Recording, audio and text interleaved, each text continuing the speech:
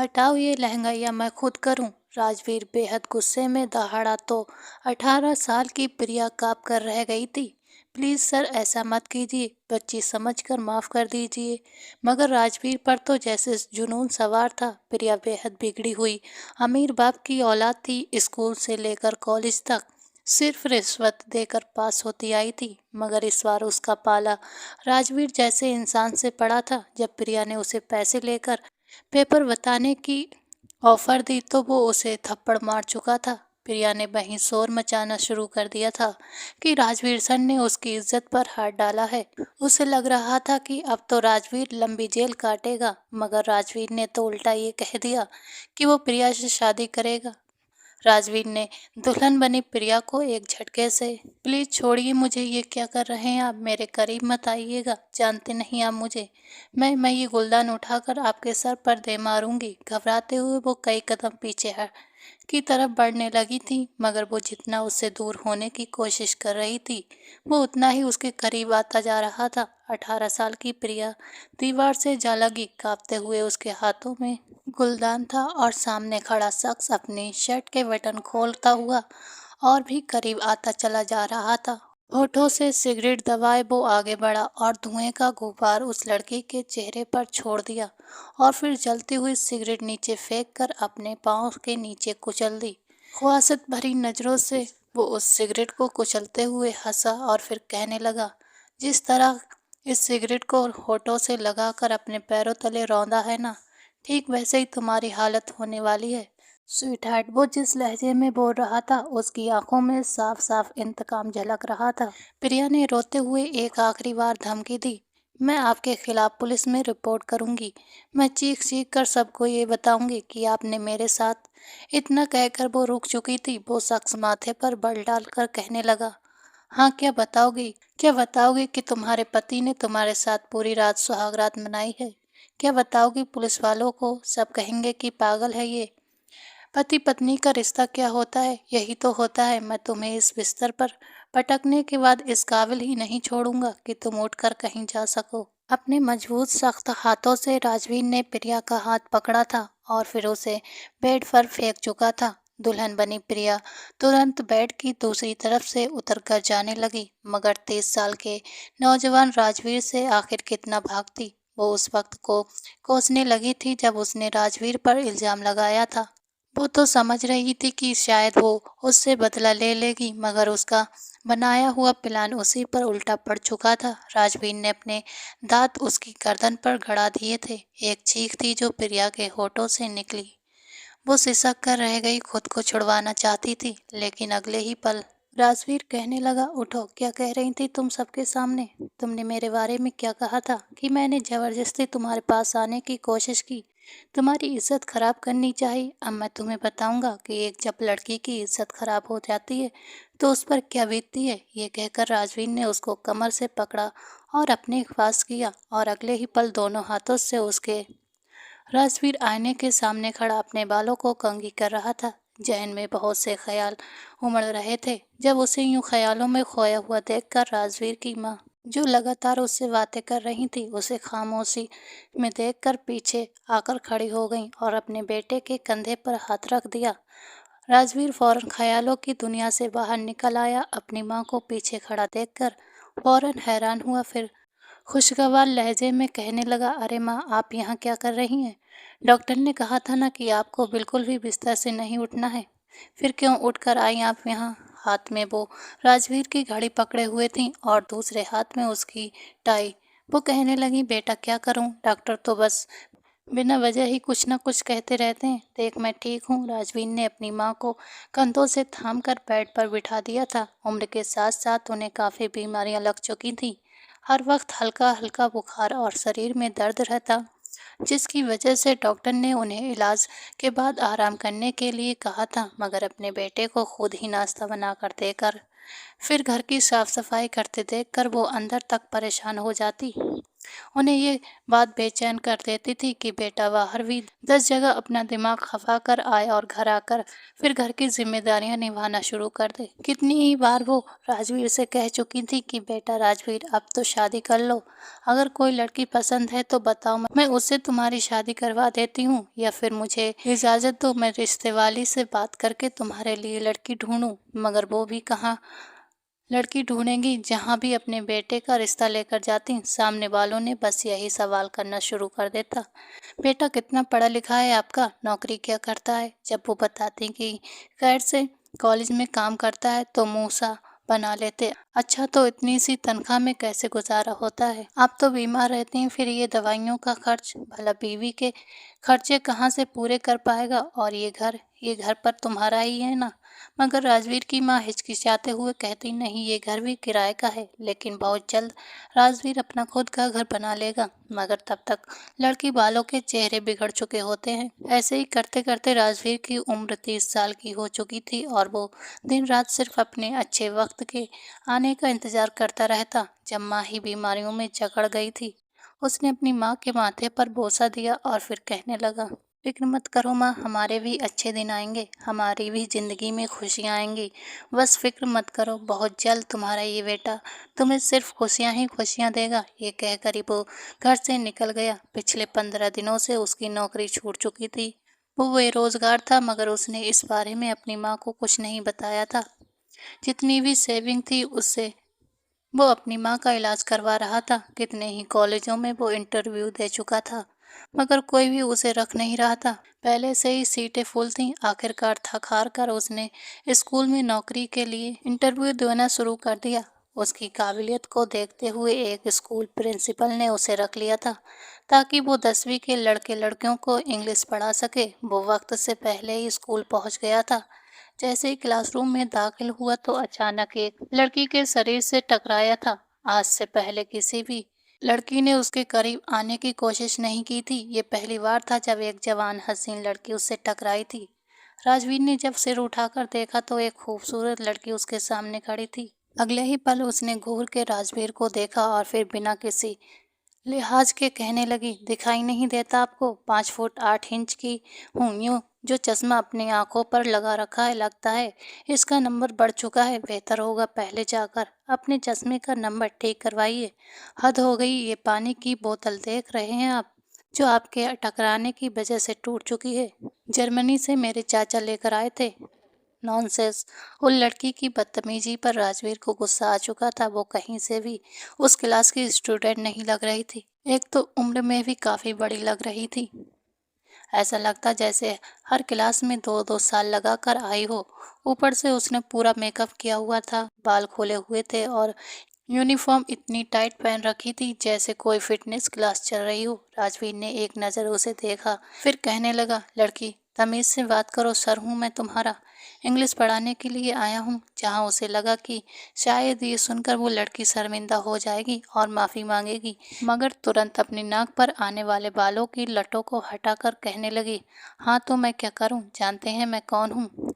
इस स्कूल के मालिक की बेटी हूँ। इस स्कूल को फंड देने वाले मेरे पिताजी हैं। हटी रास्ते से। सारे स्टूडेंट चुपचाप सिर झुकाए ये सब देख रहे थे। राजवीर ने इससे पहले भी कॉलेज में पढ़ाया था, मगर आज तक किसी बच्चे में इतनी हिम्मत नहीं थी कि उसके सामने आंख उठाकर देख सके। दिल ने तो उसके यही चाहा कि 2-3 थप्पड़ उस लड़की के गाल पर दे मारे, मगर आज उसका स्कूल का पहला दिन था, कोई तमाशा नहीं चाहता था।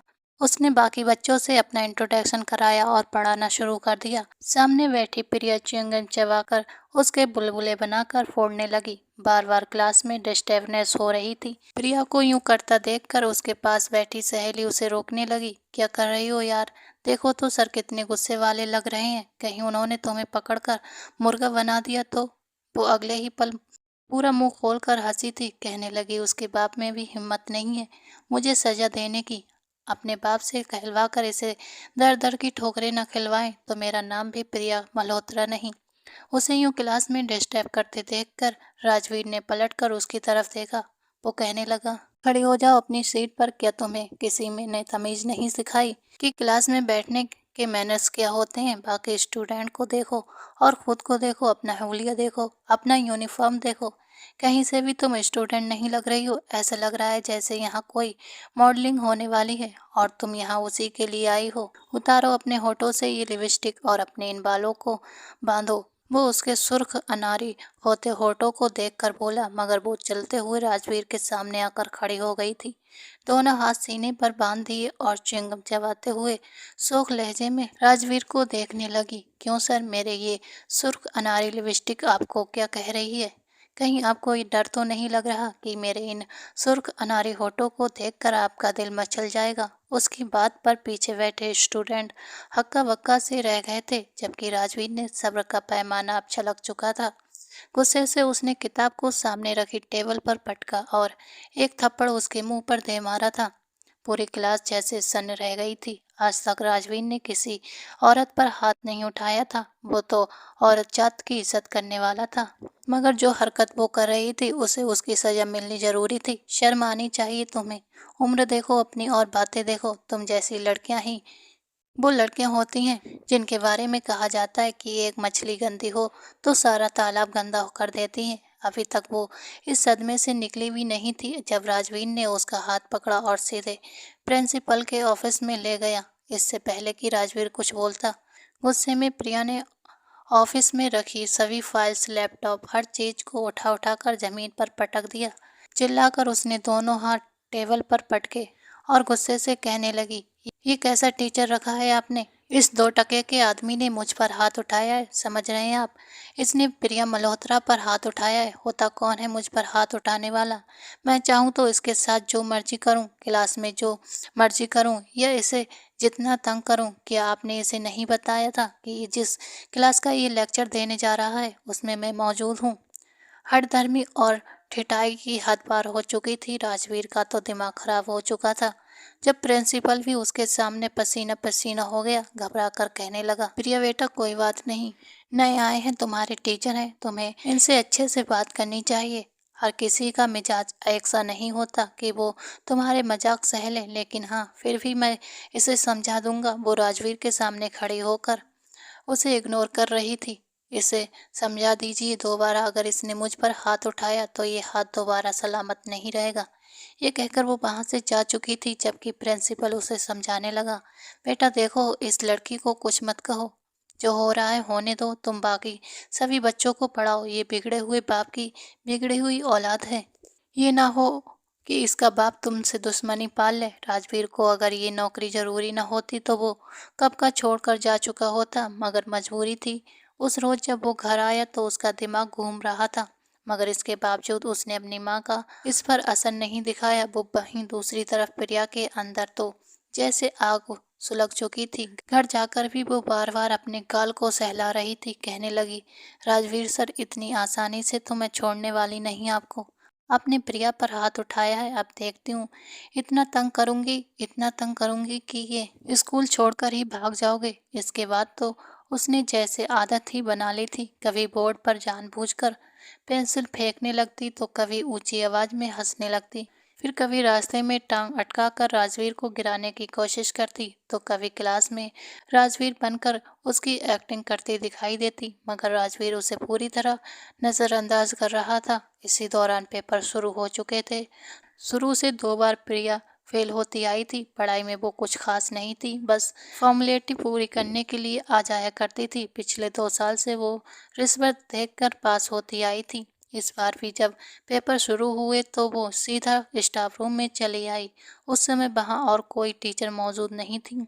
छुट्टी के बाद वो समय था। पेपर बनते हुए राजवीर के सामने जाकर बैठ गई। राजवीर ने उसे यूं बैठा देखकर तो कहने लगा, बोलो क्या कहना है? तो वो तुरंत कहने लगी, मैं पास होना चाहती हूँ। राजवीर ने कहा, अच्छा तो फिर जाकर पढ़ाई करो, इम्पोर्टेंट क्वेश्चन मैं तुम्हें बता देता हूँ, पेपर उन्हीं में से आएगा। मगर वो तुरंत कहने लगी, नहीं, मैं चाहती हूँ कि आप जो क्वेश्चन पेपर में देंगे वो मुझे बता दें, या फिर मैं पेपर खाली भी छोड़ दूँ तो आपने मुझे उसमें से अच्छे नंबर देकर पास करना होगा। बताइए कौन सा ऑप्शन चुनेंगे आप? वो ठोड़ी के नीचे हाथ रखे टांग पर टांग चढ़ाए बैठी बोल रही थी। ये सुनकर राजवीर के माथे पर बल पड़ चुके थे।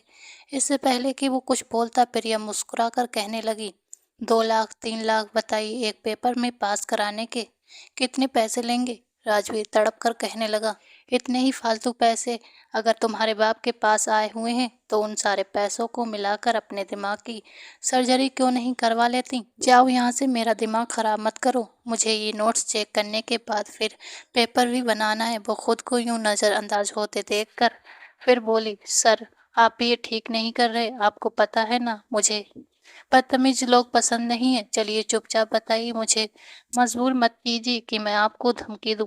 इतना सुना था कि राजवीर को गुस्सा आ गया। वो कहने लगा, तुम यहाँ से जाओगी या फिर एक और थप्पड़ तुम्हारी गाल पर मारूं।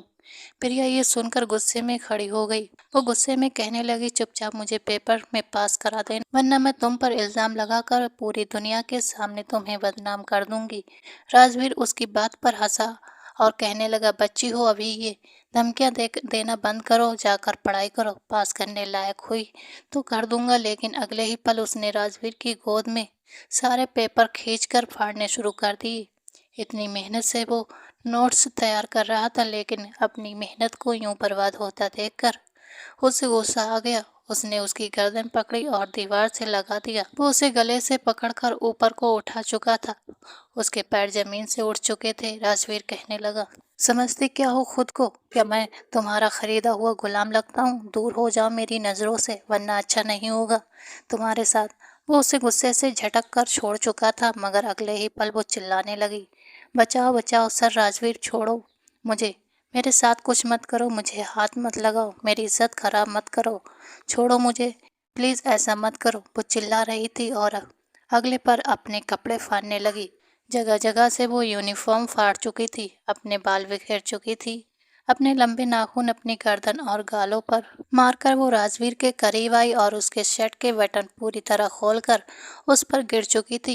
राजवीर ने एक झटके से उसे खुद से अलग किया, मगर तब तक वहाँ प्रिंसिपल, वॉचमैन आ चुके थे। बाकी के टीचर और बच्चे जो स्कूल में मौजूद थे वो भी वहाँ पर आ चुके थे। वो चीख चीख कर सबको बता रही थी कि राजवीर सर ने मेरी इज्जत पर हमला किया है, उसने मेरी इज्जत खराब करनी चाहिए। वो खुद को छुपाने की कोशिश कर रही थी। जैसे ही वो वहाँ एक टीचर आई, वो तुरंत उनके पीछे छिप गई। प्रिंसिपल भी गुस्से में आ चुका था। उसने एक जोरदार थप्पड़ राजवीर के मुंह पर दम दे मारा था। राजवीर कहने लगा कि ये लड़की झूठ बोल रही है, शर्म आनी चाहिए तुम्हें, मैं तुम्हारा सर हूँ, तुम मुझ पर इतना गंदा इल्ज़ाम कैसे लगा सकती हो? मैं सच कह रहा हूँ सर, ये मुझे रिश्वत देने की कोशिश कर रही थी, कह रही थी कि मैं इसे ऐसे ही पास कर दूं। जब मैंने इनकार किया तो इसने ये गंदे हथकंडे अपनाने शुरू कर दिए। आप नहीं जानते कि ये लड़की कितनी चालाक है। मैं ऐसी हरकत के बारे में सोच भी नहीं सकता, मगर जो हालत उसने अपनी बना ली थी, चाहकर भी लोग अपनी नज़रों को झुठला नहीं सकते थे। राजवीर को पकड़कर स्कूल के प्रिंसिपल के ऑफिस में ले जाया गया था। प्रिंसिपल उसे डराने लगा कि तुम्हें पता है प्रिया का बाप क्या है करेगा तुम्हारे साथ। प्रिया तो ड्राइवर के साथ रोती हुई सीधे घर गई थी और घर जाकर भी उसने अपने पापा के सामने रोते हुए यही कहा था कि सर ने मेरे साथ बदतमीजी करने की कोशिश की है। राजवीर अभी तक प्रिंसिपल ऑफिस में ही था जब प्रिया का बाप वहां आया। वो कहने लगा कि तेरी हिम्मत कैसे हुई मेरी बेटी को हाथ लगाने की? मैं तेरी नस्लें तबाह कर दूंगा, मैं तेरा मुंह तोड़ दूंगा। राजवीर के अंदर गुस्सा लावा बन चुका था। उसने बड़े बड़े लोगों को हैंडल किया, मगर ये प्रिया छटांग भर की लड़की ने तो उसकी नाक में दम कर रखा था। कितनी शातिर किस्म की लड़की थी, इतना बड़ा इल्ज़ाम लगा दिया उस पर। राजवीर सोच चुका था कि वो इस लड़की को सबक जरूर सिखाएगा, इतनी आसानी से उसे अपने हाथ से नहीं जाने देगा। एक गहरी सांस छोड़कर राजवीर ने अपने सामने उस आदमी को देखा। प्रिया प्रिया का बाप जाना माना बिजनेसमैन था। तुरंत ये खबर मीडिया चैनलों पर भी वायरल हो गई थी। प्रिया तो समझ रही थी कि राजवीर को सबक सिखाएगी, मगर यहाँ तो उसके अपने बाप की इज्जत पर ही बात बन आई थी। वो परेशान हो चुकी थी। हर कोई उसके घर के बाहर कैमरा लेकर पहुंच चुका था कि ये सब कैसे हुआ। अब आप इस शख्स को क्या सजा देंगे? इससे पहले कि पुलिस बुलाकर राजवीर को पुलिस के हवाले किया जाता, राजवीर आकर प्रिया के बाप के सामने खड़ा हो गया था। फिर कहने लगा, देखिए सर, जो कुछ होना था सो हो गया, मगर हकीकत यह है कि आपकी बेटी मुझे पसंद करती है। वो मुझ पर दिल हार चुकी है, मगर हमारी उम्र में काफ़ी फ़र्क था। मैंने साफ मना कर दिया कि तुम अमीर बाप की बेटी हो, मुझसे उम्र में भी काफ़ी छोटी हो, इसलिए मैं तुम्हारे साथ ज़िंदगी शुरू नहीं कर सकता, मैं तुम्हारे खर्च नहीं उठा सकता।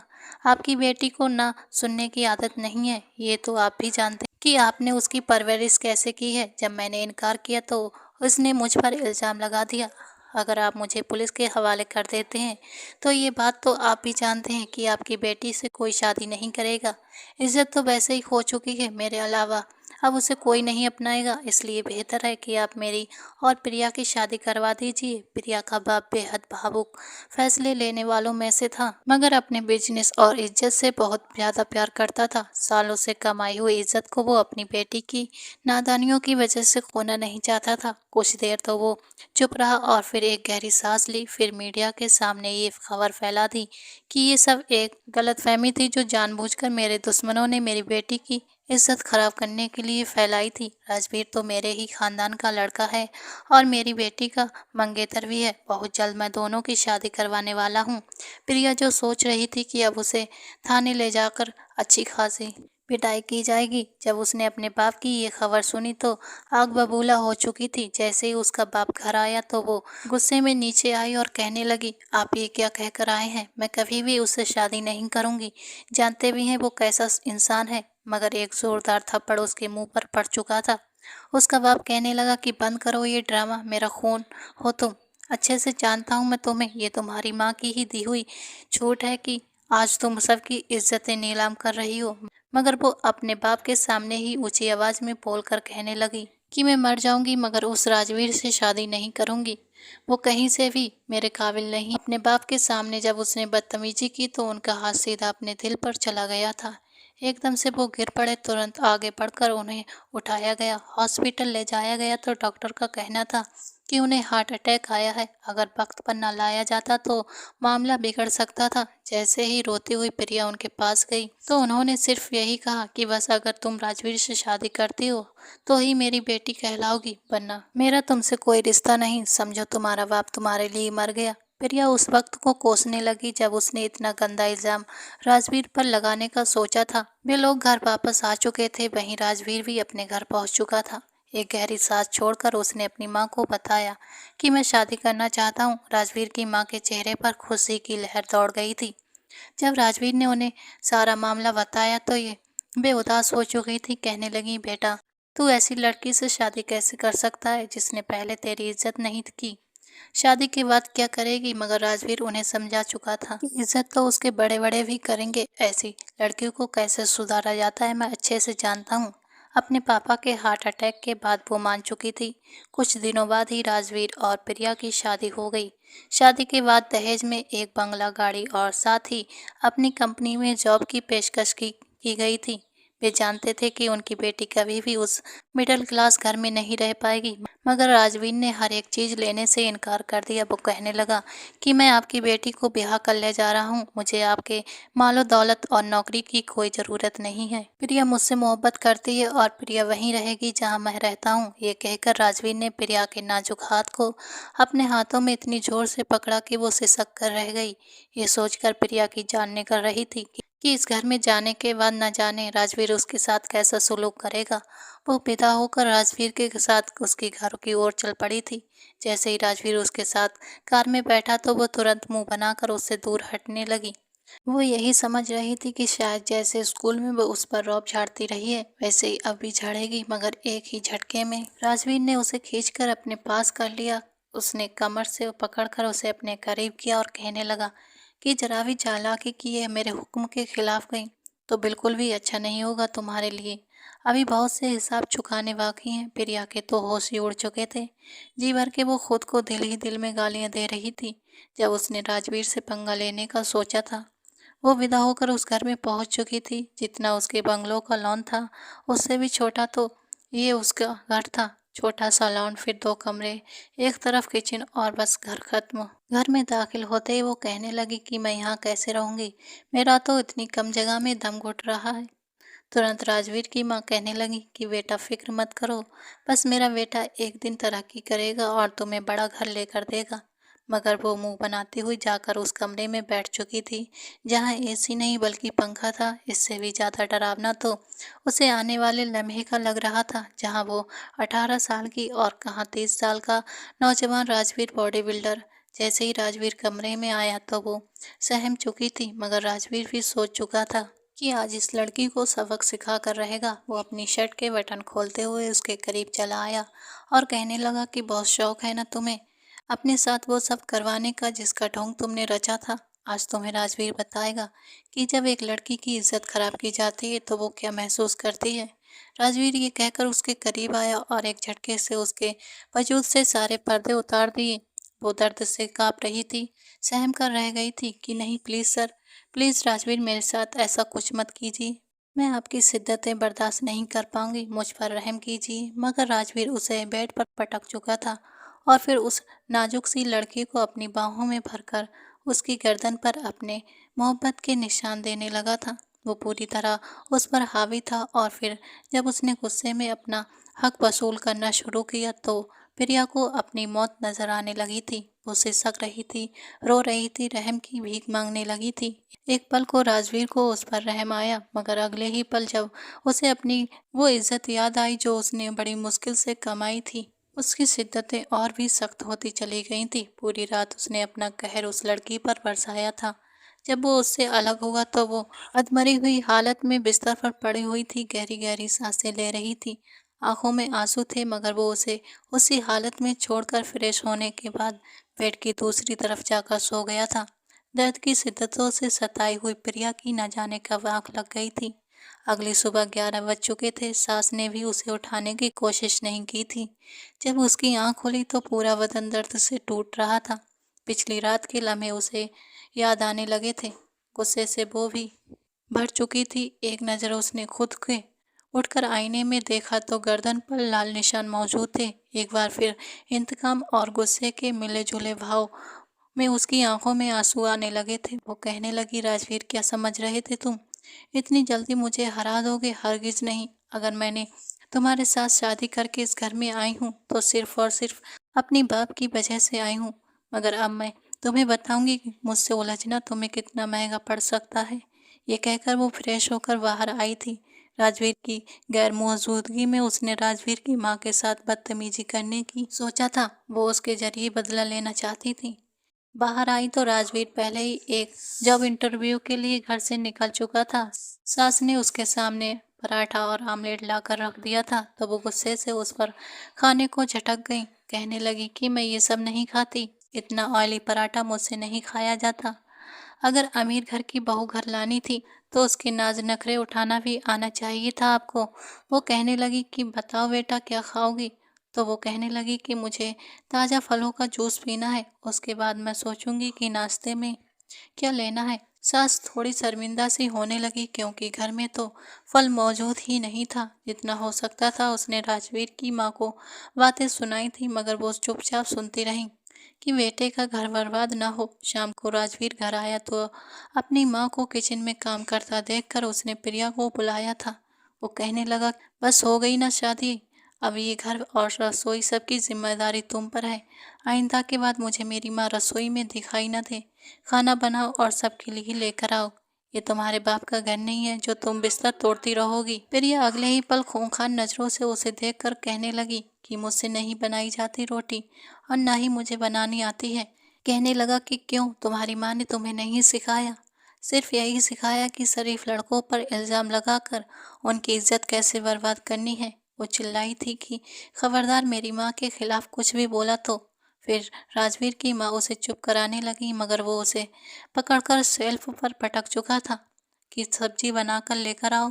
राजवीर का गुस्सा देखकर उससे जैसी सब्जी बनी वो बाहर लेकर आ गई थी, मगर मिर्च और नमक इतना ज़्यादा था कि वो खाना खाने के काबिल ही नहीं था। राजवीर ने अपने और अपनी माँ के लिए बाहर से खाना मंगवा लिया था, मगर प्रिया के सामने वही खाना रखा कि तुम यही खाओगी, यही तुम्हारी सजा है। चंद रोज में ही वो सीधी हो चुकी थी। राजवीर की माँ ने उसे धीरे धीरे गृहस्थी भी सिखा दी थी। 2-4 रोज में उसने सीखना पड़ा। राजवीर हर रात उसे वो पल याद दिलाता जब उसने उस पर गंदा इल्जाम लगाया था। 2 महीने गुजर चुके थे मगर दोनों के बीच अभी भी साझेदारी नहीं बन पाई थी। जिद और जुनून ने दोनों को बस एक दूसरे के सामने लाकर खड़ा कर दिया था। राजवीर की माँ ये सब देख देख कर परेशान रहती थी। वो तो अपने बेटे की खुशियां देखना चाहती थी। एक रोज उसने राजवीर को समझाया जब वो ऑफिस से लौट आया था कि बेटा बस कर दो इस जिद को, इस लड़की को तुमने जितनी सजा देनी थी दे दी, देखो तो अमीर बाप की बिगड़ी औलाद थी, अब कैसे इस पूरे घर को संभाल चुकी है। पहले जो एसी का रोना रोती थी, अब चुपचाप बिना पंखे के भी सो जाती है। वो तो जो दाल सब्जी बनी हो चुपचाप खा लेती है। तुम्हें नहीं लगता कि अब तुम्हें इसके साथ और सख्ती नहीं करनी चाहिए? भोली है, बच्ची है, वो गलती हो गई उससे। जिस माहौल में वो रहती थी उसे वही यही सब सिखाया गया था। तुम तो बड़े हो, समझदार हो और मेरी औलाद हो। राजवीर अपनी माँ की बात पर सिर हिला गया था। सास के लिए परहेजी खाना बनाने के बाद वो बाहर निकली और राजवीर से कहने लगी कि बताइए अब आपके लिए क्या बनाना है। कमर पर हाथ टिकाए वो नखरे वाले अंदाज में बोली थी। जब राजवीर उसे देखकर कहने लगा कि आज मेरा मूड बाहर खाना खाने का है, तुम तैयार हो जाओ, तुम्हें भी लेकर चलता हूँ। मुद्दतों से उसने बाहर की शक्ल नहीं देखी थी। कहाँ रोज रोज बाहर घूमने वाली लड़की अब कई महीने गुजर जाने के बावजूद बाहर नहीं गई थी। फौरन चेहरे पर मुस्कान सजा ली। उसे मुस्कुराता देखकर राजवीर भी मुस्कुरा दिया था। कुछ देर बाद ही वो तैयार होकर बाहर आई थी। बहुत खूबसूरत लग रही थी। राजवीर उसे अपने साथ बाहर घुमाने ले गया। एक अच्छे होटल में खाना खाया। थोड़े बहुत गिले शिकवे भी हुए, मगर शायद प्रिया को अब अक्ल आ चुकी थी। उसके लिए यही सजा काफ़ी थी कि वो अपने महलों जैसे घर को छोड़कर राजवीर के साथ उसके छोटे से घर में रह रही थी और उसी पर राजी हो चुकी थी। पढ़ने का उसे बिल्कुल भी शौक नहीं था, मगर राजवीर ने जबरदस्ती उसका एडमिशन करवा दिया। पढ़ाई के मामले में सख्ती बरती कि मैं कोई जाहिल गवार पत्नी को अपने साथ नहीं रखने वाला। बीवी मेरी पढ़ी लिखी होगी तभी इस घर में रहेगी, वरना तुम्हारा दाना पानी इस घर से बंद कर दूंगा। वो हमेशा यूं ही धमकियां दिया करता था और वो सहम कर उसके हर हुक्म को मानती रही थी, जो बाद में उसके लिए अच्छा ही साबित होता। प्रिया के दिल में भी राजवीर के लिए मोहब्बत की उमंगें फूटने लगी थी। वो उससे मोहब्बत करने लगी थी। अब जब वो उसे डांटता, सख्ती करता, तो उसके पीछे छुपा प्यार सोचकर वो मुस्कुरा देती। राजवीर उसे मुस्कुराता देखकर कमर में हाथ डालकर और करीब कर लेता कि मैं तुम्हें डांट रहा हूँ और तुम मुस्कुरा रही हो, और वो अगले ही पल उसके होठों पर अपने होठ रख देती। खट्टी मीठी शरारतों ने जिंदगी में जैसे सुकून भर दिया था। चंद रोज बाद ही ये खबर मिली कि प्रिया मां बनने वाली है। प्रिया तो बहुत खुश थी क्योंकि उसे बच्चों से बेहद लगाव था, मगर राजवीर परेशान हो चुका था। प्रिया उसकी परेशानी पर हैरान हुई।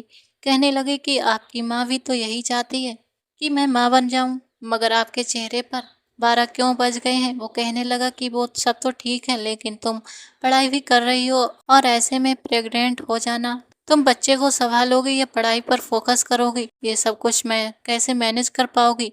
यकीन मानो मैं इतनी जल्दी तुम्हें माँ बनता हुआ नहीं देख सकता। मगर वो मुस्कुरा कर कहने लगी कि फिक्र मत कीजिए, अब इतनी भी बच्ची नहीं हूँ, मैं सब कुछ मैनेज कर लूंगी और फिर आप तो मेरे साथ हैं। वो मुस्कुराकर उसे अपनी बाहों में भर चुका था और दोनों अपनी आने वाली जिंदगी और खुशियों के बारे में सोचकर मुस्कुराने लगे थे। दोस्तों, आज की ये कहानी आपको कैसी लगी कमेंट करके ज़रूर बताएं। कहानी पसंद आई हो तो एक लाइक और चैनल को सब्सक्राइब करें। मिलते हैं अगली कहानी में, तब तक के लिए नमस्कार।